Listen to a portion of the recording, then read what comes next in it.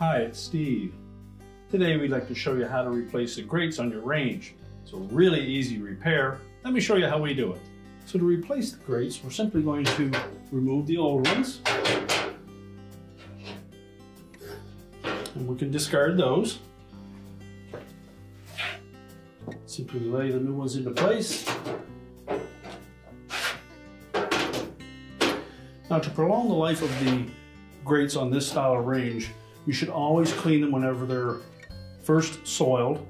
And we suggest either using a commercial spray-on type oven cleaner, allow that to soak, rinse them thoroughly, and then wash them with soap and water, and again rinse them very thoroughly and allow them to dry completely before you put them back on your range.